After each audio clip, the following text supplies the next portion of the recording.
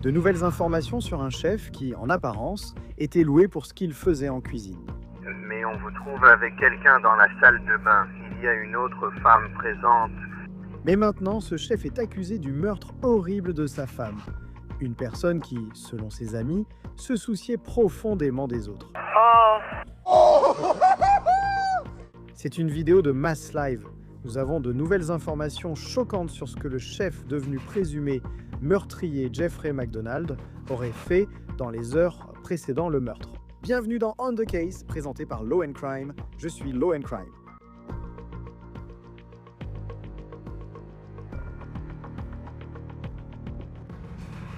Si vous cherchiez le nom Jeffrey MacDonald et UMass avant le 22 avril, vous auriez probablement vu beaucoup de publications qui parlèrent de ses qualités exceptionnelles en tant que chef, quelqu'un qui a ouvert la voie dans le monde de la restauration universitaire.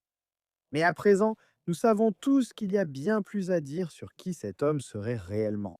Et nous avons découvert pourquoi il se trouvait peut-être dans cet hôtel au départ. Et nous apprenons également plus d'informations sur la femme qui est à la victime dans cette histoire, l'épouse de Jeffrey MacDonald, la femme qui l'aurait tué. Elle aurait confié à son ami, dans les jours précédant le meurtre, des inquiétudes concernant son mari et certaines des inquiétudes qu'elle aurait eues. La victime s'appelle Emma MacDonald et c'est une personne qui mérite beaucoup d'attention pour la vie qu'elle a menée. Elle laisse derrière elle sa fille, encore jeune, et deux chiens qu'elle aimait profondément. Ses amis affirment que c'était une femme exceptionnelle. Nous évoquerons également les démarches en cours pour obtenir justice. Maintenant, l'homme accusé de l'avoir tuée, en apparence, encore une fois, était quelqu'un qui, à bien des égards, était mis sur un piédestal. Et c'était ce chef primé parce qu'il était l'un des responsables de la restauration sur le campus à l'UMass. Et franchement, il servait un peu d'outil de recrutement pour l'université. Allez sur le Princeton Review, regardez ça. Vous voyez les meilleurs endroits du pays pour la restauration universitaire. Si vous êtes futur étudiant et que cela compte, l'UMass est en tête du classement, notamment grâce au chef Jeffrey MacDonald. À 36 ans, il a été nommé chef de l'année par la American Culinary Federation en 2025 pour sa cuisine. Et ce n'est qu'une des nombreuses récompenses qu'il a remportées pour son expertise culinaire en tant que chef à l'UMass Amherst.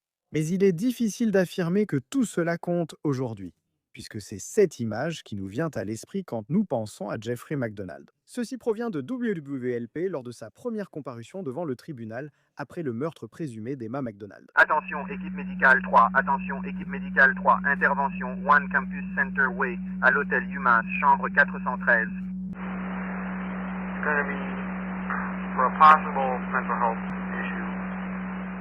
C'est ce qu'ont dit les opérateurs du numéro d'urgence américain après que l'appel soit parvenu à la police de l'ouest du Massachusetts depuis l'hôtel UMass. Mass Live a initialement publié cela. Il s'agit d'un hôtel sur le campus et les opérateurs ont signalé un problème dans la chambre 413. UFP criait qu'il y avait un corps à terre et qu'ils avaient besoin de personnel supplémentaire. Avant d'aborder les nouveaux détails de cette partie de l'affaire, je voudrais parler davantage d'Emma MacDonald, car les registres en ligne montrent qu'elle travaillait aussi à l'UMass. Une amie a confié au Boston Globe en 2022 qu'elle avait épousé Jeffrey MacDonald. Elle avait une fille de 10 ans et Jeffrey 2 enfants d'un précédent mariage. Nous avons aussi de nouveaux documents sur les problèmes qu'a rencontrés la mère des enfants avec Jeffrey ces dernières années. Un ami d'Emma a déclaré au Globe qu'Emma avait certaines inquiétudes concernant le comportement de Jeffrey dans les jours et les semaines précédant son meurtre. Elle a dit qu'Emma aimait Jeffrey malgré tout et qu'elle croyait vraiment en lui, ce qui rend cette histoire tellement tragique. Dans son interview, cependant, il y avait une anecdote qui a vraiment retenu l'attention et qui exposait ce qu'on pourrait qualifier de comportement très étrange de Jeffrey MacDonald, prétendument au cours du mois dernier. Cet ami a dit que Jeffrey et Emma avaient prévu un voyage à Disney World avec leurs enfants seulement 2 semaines avant la mort d'Emma. Mais que dire de ce revirement soudain? Une semaine plus tard, Jeffrey a demandé le divorce. Puis, le jour du meurtre, c'est-à-dire le 22 avril, il y a cette vidéo qui a été publiée en ligne par Mass Live, et on y voit Jeffrey sauter dans un étang sur le campus, habillé en tenue complète de chef. Ce jour-là, à Amherst, Massachusetts, il faisait dans les 20 degrés Fahrenheit.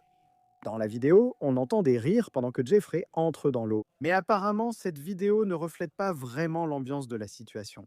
Dans l'article du Boston Globe, l'ami d'Emma a dit que quelqu'un avait appelé le 911 après que Jeffrey soit sorti de l'étang à cause de son comportement. Ensuite, après avoir parlé avec la police, et nous ne connaissons pas les détails de cette conversation, Jeffrey a réservé une chambre à l'hôtel UMass pour la nuit. Et l'ami dit que le plan d'Emma était de rester à la maison. Ils habitaient à environ 20 minutes du campus. Et l'ami a dit, je cite, qu'il était recommandé qu'il prenne du recul à cause de son comportement et de ce qui se passait. Fin de citation. 17e pour l'ambulance 3. Allez-y, ambulance 3. J'ai besoin d'une ambulance supplémentaire ici rapidement, et d'en ajouter 7, s'il vous plaît. Voici ce que dit le rapport de police sur ce qui s'est passé cette nuit-là.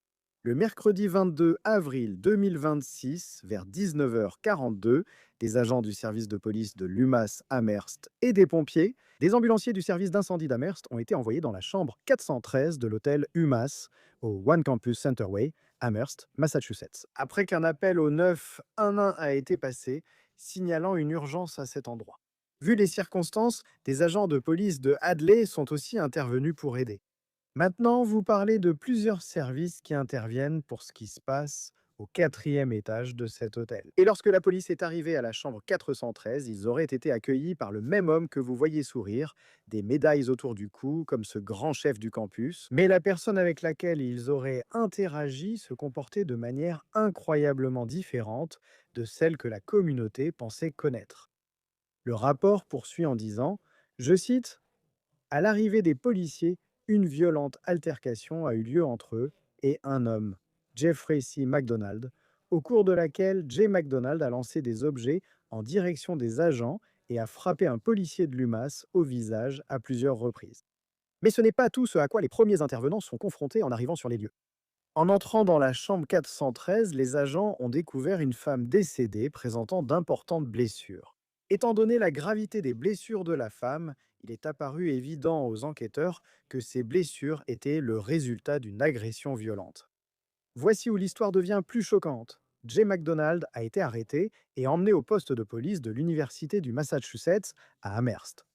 Après notification de ses droits Miranda, Jay McDonald a parlé avec les enquêteurs, au cours de quoi il a admis avoir intentionnellement battu à mort sa femme, dont le nom est caviardé, en utilisant ses mains, ses pieds, ainsi qu'une variété d'autres objets contondants, et qu'il avait l'intention de la tuer en agissant ainsi. Selon la police, Jeffrey McDonald leur a avoué qu'il avait intentionnellement battu Emma à mort, en utilisant ses mains, ses pieds et une variété d'objets contondants. Le lendemain, encore une fois, Jeffrey a comparu pour la première fois devant le tribunal, et voici ce que rapporte WD2VLP. Et pendant cette brève audience, il n'a vraiment montré aucune émotion sur son visage. McDonald a plaidé non coupable et n'a pas obtenu de libération sous caution en attendant l'audience visant à établir des charges suffisantes le 22 mai. Il passera aussi une évaluation psychologique. J'en discuterai avec notre invité dans un instant, car cela pourrait avoir des implications majeures sur le déroulement de cette affaire. Mais il est également important de noter que ce n'est pas la première fois que le comportement présumé de Jeffrey suscite des inquiétudes. Et cela a déjà été évoqué dans le système judiciaire auparavant. Ce sont des documents que nous avons trouvés concernant une affaire de garde impliquant la mère de ses 2 enfants.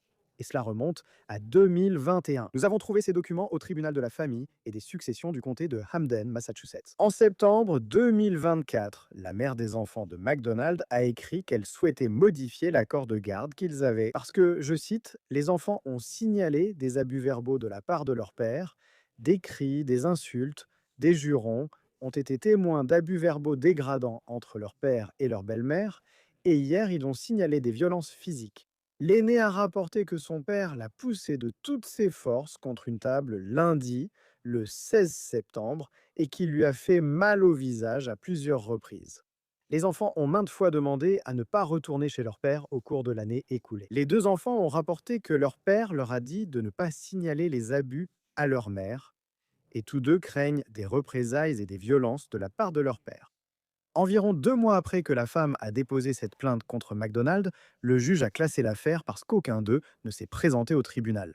Rejoignez-nous pour discuter de cette affaire avec Melba Pearson, avocate en droit civique et droit pénal et animatrice de Resident Legal Diva sur YouTube. Toujours ravi de vous accueillir sur Law and Crime. C'est une affaire difficile de violence domestique présumée impliquant une personne très connue dans la communauté. Que pensez-vous de ce qui a été allégué concernant le comportement de Jeffrey MacDonald le jour où cela s'est produit? Mais ensuite, il semble aussi qu'en remontant à plusieurs semaines, il y avait déjà ce que certains ont qualifié de signaux d'alerte concernant son comportement. Oui, encore une fois, Chris, c'est toujours un plaisir d'être avec toi. Ces affaires sont vraiment déchirantes. La première question est toujours de savoir quels signaux d'alerte ont été manqués ou ignorés. Parfois, il y en a, parfois non. Dans ce cas précis, il semble que dans les semaines précédentes, et je dis cela avec prudence, et je vais t'expliquer pourquoi dans un instant, mais il semble qu'il semblait au bord du craquage, vu son comportement étrange, et plongé dans un étang glacé, tu sais, que ce soit la veille ou le matin du homicide. Donc, il avait clairement des problèmes psychologiques, on dirait. Ça aurait pu être un trouble de santé mentale non diagnostiqué ou simplement un craquage dû au stress. Qui sait? Mais je veux que ce soit très clair. Deux choses peuvent être vraies. En même temps, on peut avoir une maladie mentale et ne pas être un agresseur. On peut souffrir d'une maladie mentale et être agresseur. Les deux sont presque indépendants, n'est-ce pas? Parce que c'est une question d'état d'esprit et de la façon dont on perçoit la relation. Si vous considérez votre partenaire comme une possession, la santé mentale n'a rien à voir avec ça, n'est-ce pas? C'est simplement que vous avez naturellement cet état d'esprit qui vous pousse à agir de manière violente. Beaucoup de personnes avec un trouble bipolaire ou une schizophrénie ne nuisent pas à leur partenaire. Je ne veux pas toujours. Il est facile de réduire un cas de violence conjugale à une seule cause, car on essaie tous de comprendre ce qui s'est passé et c'est horrible. On tombe vite dans la facilité. Oh, la personne a un problème de santé mentale, vous savez, un trouble de santé mentale. La réaction ne devrait pas être automatique. Cela peut être vrai, mais examinons aussi l'état d'esprit général et les problèmes de société qui alimentent les violences conjugales, au lieu de simplement la classer rapidement dans la catégorie de la santé mentale sans aller plus loin. Je pense que c'est un excellent point. Beaucoup de personnes vivent avec un trouble bipolaire ou une schizophrénie, qui peuvent être des troubles mentaux dangereux. Il ne fait aucun doute que nous l'avons certainement constaté dans les affaires que nous traitons. Mais il y a beaucoup de personnes dont on n'entend jamais parler et qui mènent une vie incroyablement normale et qui ne se retrouvent pas dans une situation comme celle de Jeffrey MacDonald actuellement. Et je ne sais pas s'il a un diagnostic de santé mentale, mais il passerait apparemment une évaluation psychologique. Qu'est-ce que cela pourrait potentiellement révéler? Comment cela entre-t-il en ligne de compte dans l'affaire à laquelle il est confronté, simplement du point de vue du système judiciaire? Eh bien, tout d'abord, ils doivent déterminer s'il est apte ou non à être jugé. Il doit être capable, la norme étant de participer de manière significative à sa défense. Je vais donc donner un exemple hypothétique qui sera simplifié à l'extrême, mais j'espère que cela fera passer le message. C'est essentiellement si vous êtes dans une situation où vous dites les Martiens arrivent demain. Vous n'êtes clairement pas en état de discuter efficacement avec votre avocat de la stratégie à adopter ou de décider si vous devez témoigner. Si l'avocat de la défense, vous montre certaines des preuves que l'accusation a contre vous, pouvez-vous au moins avoir une compréhension de base de ce qui est dit et dire, d'accord, je comprends, je ne veux pas témoigner ou je conteste cela pour telle raison ou j'ai un autre témoin. Vous savez, cette discussion est très importante pour qu'un avocat de la défense puisse préparer un dossier et être en mesure de vous représenter efficacement devant le tribunal. Donc, l'évaluation va être cruciale pour déterminer s'il est vraiment apte à comparaître devant le tribunal. S'il ne l'est pas, il irait probablement dans un établissement où il recevrait un traitement.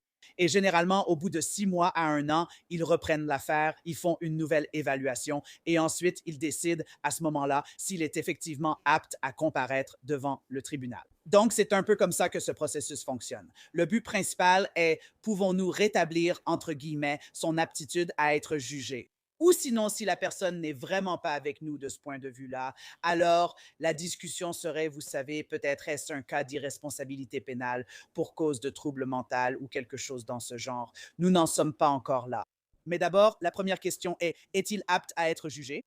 Ensuite, s'il est apte à être jugé, a-t-il un problème de santé mentale? Souffre-t-il de schizophrénie, de troubles bipolaires ou autre chose? Si c'est le cas, d'accord, mettons-le sous traitement. Ainsi, il pourra à nouveau être lucide et participer activement à sa défense. Donc, tous ces éléments entrent en jeu aussi bien dans la stratégie de la défense que dans celle de l'accusation. Et je pense que c'est un autre bon point. Le fait que quelqu'un ne soit pas apte à comparaître ne signifie pas forcément que ce sera toujours le cas. Ce n'est pas, vous savez, lorsqu'une personne est déclarée pénalement irresponsable pour cause de trouble mental, c'est très différent d'une personne jugée inapte à comparaître. C'est exact. Être pénalement irresponsable pour cause de trouble mental signifie que la personne est dans un état mental gravement altéré. Il n'y a pas, peu importe si vous leur donnez des médicaments pendant 6 mois, 1 an, 2 ans, ils ne reviendront pas aussi facilement. Et ces cas-là sont plus rares qu'on ne le pense. Donc, en général, les gens peuvent retrouver leur capacité à être jugés parce qu'il arrive parfois qu'il y ait un trouble de santé mentale non diagnostiqué. Et si c'est le cas, très bien, on les met sous un plan de traitement. Et en quelques mois, vous savez, ils retrouvent l'aptitude nécessaire pour être jugés. Si quelqu'un est vraiment dans un état trop grave, c'est une situation où autrefois on les plaçait dans un hôpital psychiatrique. Aujourd'hui, cela ne se fait plus vraiment, mais il existe des règles spéciales pour une personne qui n'est pas en état d'être jugée. J'ignore si c'est le cas ici. Nous en sommes encore au début.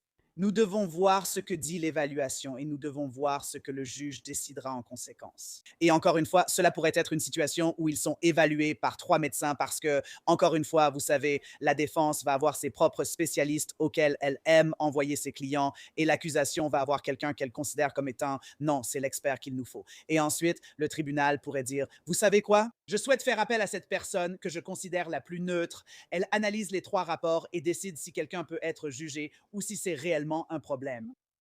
Et quand il s'agit de, je veux dire, hein, il fait face à des accusations extrêmement graves, il pourrait passer le reste de sa vie en prison s'il est reconnu coupable. Et bien sûr, il est présumé innocent jusqu'à ce que cela arrive. Mais s'il y a un cas où le jour même, vous le voyez sauter dans l'eau et les gens rient. Mais ensuite, apparemment, il y a eu cet appel au numéro d'urgence 911 qui a été passé. Et c'est comme ça qu'il s'est retrouvé à l'hôtel parce que la police a dit: «Eh, pourquoi tu ne prendrais pas une chambre ici ce soir pour te calmer?» Et puis il semble qu'Emma était là aussi, d'après cette amie qui disait qu'elle allait rester à la maison. Et la police appelle ça une période d'apaisement. Et donc il y a beaucoup de détails à ce sujet qui n'ont pas été révélés. Mais on entend ça, et un comportement erratique, c'est ainsi qu'une personne l'a décrit. Mais ensuite, on regarde ce schéma sur les dernières semaines où ils allaient apparemment aller à Disney. Et puis il décide, puis il dit qu'il veut divorcer. Et c'est comme, comment le système judiciaire fait-il? Si c'est le cas où il y a peut-être un problème de santé mentale à ce moment-là, mais aussi ce schéma où il pourrait y avoir de la violence domestique et où l'on construit un dossier, comment le système judiciaire équilibre-t-il cela alors que les deux peuvent être vrais? Oui. Et encore une fois, quand on écoute les faits, c'est très perturbant parce qu'en général, on voit l'inverse. C'est généralement le conjoint qui demande le divorce. Et c'est ça qui déclenche l'incident violent, dans le sens où l'agresseur a l'impression d'avoir perdu le contrôle. Et donc maintenant, ils veulent réaffirmer cette domination et ce contrôle par l'utilisation de la violence. Et cela conduit ensuite à une issue fatale. Donc cette partie-là est terminée. Mais ce que j'observe aussi, c'est une occasion potentiellement manquée. Donc, chaque État a une version de l'hospitalisation involontaire. En Floride, où je suis basé, nous appelons cela la loi Baker. Mais en gros, c'est un processus par lequel les forces de l'ordre peuvent prendre quelqu'un en charge, mais pas en prison. Mais la personne est prise en charge puis amenée à l'hôpital pendant 24 à 48 heures pour observation afin de déterminer si cette personne présente un problème de santé mentale. Ont-ils besoin de médicaments? Très bien. Ensuite, on leur recommande de consulter un psychiatre ou de suivre un programme, quelle que soit la situation.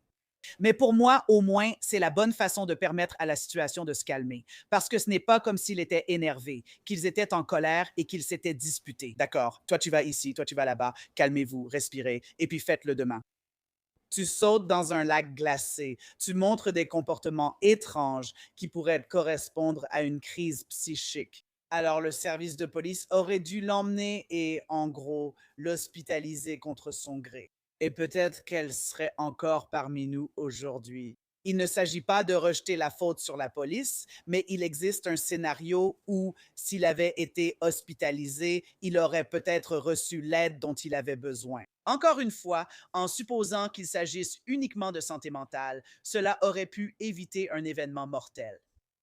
Eh bien oui, et c'est un cas vraiment, vraiment différent. Vous savez, je dis ça, mais je pense que tout le monde se souvient de l'affaire Gabi Petito, où, vous savez, je crois que Brian Landry a fini par aller à l'hôtel. Elle laisse rester dans le camping-car qu'ils avaient, et puis finalement, ils se sont retrouvés ce soir-là. Dans ce cas, cet ami dit qu'Emma McDonald allait rentrer chez eux et que Jeffrey McDonald allait rester à l'hôtel. Ce serait intéressant. Je sais que le procureur local ne voulait pas encore commenter quoi que ce soit à ce sujet. Malheureusement, nous avons dû parler trop souvent de cas de violence familiale et de violence domestique, ainsi que de certaines histoires que nous avons couvertes. Et une phrase qui m'a marqué, que l'ami a dite au Boston Globe, c'est qu'Emma l'aimait et qu'elle croyait vraiment en lui. J'en parle souvent.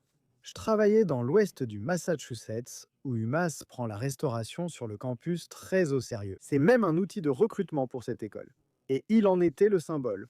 On comprend pourquoi il pouvait être quelqu'un en qui on croyait vraiment. Mais dans certains de ces cas de violence domestique, je pense que pour sensibiliser, qu'est-ce qu'on remarque quand il s'agit de ça?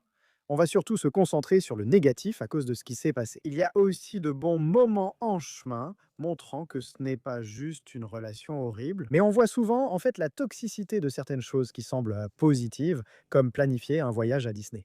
Et puis tout peut basculer, tu sais, c'est comme une balançoire qui redescend. Il aurait alors voulu divorcer une semaine après, ce qui reste difficile à comprendre.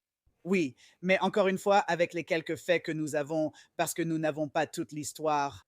Mais ce comportement semble vraiment très cohérent avec quelqu'un qui est, que ce soit bipolaire ou autre chose. Mais il traverse ces vagues, ces hauts et ces bas.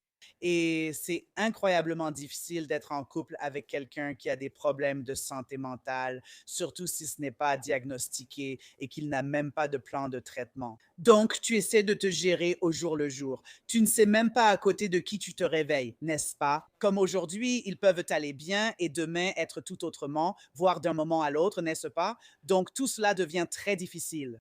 Mais en même temps, ce que les gens oublient souvent à propos des relations marquées par des violences conjugales, par des violences entre partenaires intimes, c'est qu'il n'y a pas un événement violent chaque jour. Dans certains cas, oui. Mais en général, il se peut que quelque chose se passe aujourd'hui. Il y a les excuses, il y a tout ce cycle, ceci et cela. Il se peut qu'il n'y ait pas un autre incident pendant 3 mois. Et pendant ces 3 mois, vous allez travailler, vous élevez votre famille, vous faites toutes ces choses. Vous ne dites pas forcément aux gens, oh mon Dieu, mon mari, partenaire ou femme est comme ça. Vous vivez simplement normalement. Donc, je pense que parfois, les gens s'imaginent que chaque jour est une situation horrible, violente, complètement folle. La plupart des gens ne pourraient ne pas survivre à ça, rien que mentalement, parce que c'est beaucoup. Mais comme dans toute relation, il y a des hauts et des bas. Sauf que la différence, c'est que lorsqu'il y a un désaccord, comme dans toutes les relations, ça finit par devenir violent, où il y a de la coercition ou d'autres choses qui se passent en arrière-plan. Donc, je veux juste rappeler ça aux gens. Et aussi que parfois, il n'y a pas de signe. Parfois, les gens sont très discrets. Et quand ils sortent de chez eux, ils n'ont pas d'œil au beurre noir. Ils n'ont pas d'os cassé, mais ils n'ont peut-être pas la maîtrise de leurs finances. Ils ne peuvent peut-être pas sortir avec des amis sans que cela pose problème, ni voir des membres de leur famille. Cela peut se manifester de différentes façons et n'est pas toujours visible pour tous. Donc, je veux juste adresser un message de réconfort à celles et ceux qui sont touchés par cela, parce que, encore une fois, et malheureusement, je sais malheureusement de quoi je parle, et à bien trop de titres, et pas seulement en tant que procureur, vous êtes en train de revivre et de repasser la scène dans votre tête. Ai-je raté quelque chose en faisant cela? Elle l'a dit dans cette conversation. Voulait-elle vraiment me dire quelque chose? Était-ce un appel à l'aide? Vous allez vous torturer l'esprit. À force de penser à tout ça, ne le faites pas. Ne le faites pas. Tu ne peux faire que ce que tu peux et essaie simplement de trouver du réconfort dans les souvenirs, les beaux souvenirs que tu as partagés avec la personne que tu aimais. Mais n'essaie pas sans cesse de repasser le film, car tu ne trouveras jamais de réponse satisfaisante. Non, et c'est vraiment, et tu l'as vraiment bien dit, et c'est juste une histoire très difficile pour cette raison. D'après la police, après qu'on lui ait lu ses droits à Miranda, il a pratiquement avoué, d'après ce qu'on peut lire dans le rapport de police. Sachant cela, et ce n'est pas forcément une affaire où l'on cherche à savoir qui a fait le coup, et peut-être qu'il a été diagnostiqué avec un certain trouble de santé mentale. Mais si ce n'est pas un plaidoyer de non-culpabilité pour cause d'aliénation mentale, comment cela entre-t-il en compte dans sa défense? Si les procureurs l'inculpent toujours pour meurtre, ils le jugent pour meurtre. Voilà ce qu'ils disent cette passée. C'est lui qui l'a fait. La défense pourrait simplement dire qu'il avait un trouble jusque-là non diagnostiqué. Je parle en général. Comment cela pourrait-il se passer? Eh bien, la façon dont cela se passerait, c'est que la défense essaierait de s'attaquer à l'intention. Est-ce qu'il était même capable de vraiment former cette intention de lui faire du mal? Savait-il vraiment ce qu'il faisait? L'aspect de la santé mentale va être intégré dans la défense à différents moments et ils vont dire, écoutez, c'est un membre productif de la société, hypothétiquement parlant. Vous savez, Il a cette image très publique et ce métier très exposé et il a réussi dans tout cela. Ce n'est pas son comportement habituel. Donc, c'était un épisode isolé. Vous savez, il va se faire aider, etc., etc. Je ne sais pas comment le jury le percevra. parce que si ce n'est pas une situation de irresponsabilité pénale pour cause de trouble mental, si ça n'atteint pas ce seuil, qu'est-ce qu'il vous reste à part ça? Pas grand-chose, pas grand-chose. Parce que, encore une fois, la Constitution vous garantit une défense. Elle ne vous garantit pas forcément une défense gagnante. Donc, l'avocat de la défense va faire avec ce qu'il a. Il ne peut pas inventer. C'est comme ça. Mais tu sais, c'est une affaire que je vois se conclure par un plaidé coupable parce que avec quoi vas-tu aller au procès? Tu as littéralement l'aveu. Tu sais, le médecin légiste, le coroner va revenir et dire que c'est un homicide. Tu as les preuves provenant de la chambre d'hôtel, tous les amis et toutes les autres personnes qui ont été témoins du comportement étrange, la vidéo de lui sautant dans les temps, tout ça. Je ne vois pas de scénario où il pourrait aller au procès et d'une manière ou d'une autre l'emporter. Donc, je pense que cela va probablement se conclure par un plaidé coupable. Oui, et nous verrons ce qui se passera ensuite. Sans aucun doute, moi, c'est vraiment une histoire incroyablement tragique. Je sais qu'hier, au moment où nous enregistrons ceci, ils ont organisé une veillée à l'UMass pour Emma McDonald, qui était aussi un membre très apprécié de cette communauté. Une mère qui laisse une fille derrière elle. C'est vraiment très triste, Melba Pearson. Merci encore d'avoir pris le temps d'être avec nous. Vous pouvez la retrouver en tant qu'animatrice de la chaîne YouTube Resident Legal Diva. C'est toujours un plaisir de vous avoir ici sur Law and Crime. Merci d'être avec nous. Merci, Chris. Une veillée a eu lieu en l'honneur d'Emma sur le campus de l'UMass, où elle travaillait aussi. Il y a aussi une cagnotte GoFundMe qui collecte de l'argent pour sa fille de 10 ans et qui a déjà recueilli plus de 28 000 $. Avant de conclure, je tiens à mentionner une ressource importante concernant les questions de violence conjugale. Et il semblerait que ce soit le cas ici. Si vous ou quelqu'un que vous connaissez êtes victime de violences domestiques, vous pouvez appeler la ligne nationale d'assistance contre les violences conjugales au 1 800 799 SAFE ou envoyer le mot START par SMS au 88788 et vous pouvez rester anonyme. Et cette ligne est disponible 24 heures sur 24, 7 jours sur 7. C'est tout pour On the Case, présenté par Law and Crime. Abonnez-vous sur YouTube et Spotify. Nous sommes aussi sur Peacock. Je suis Chris Stewart. À bientôt.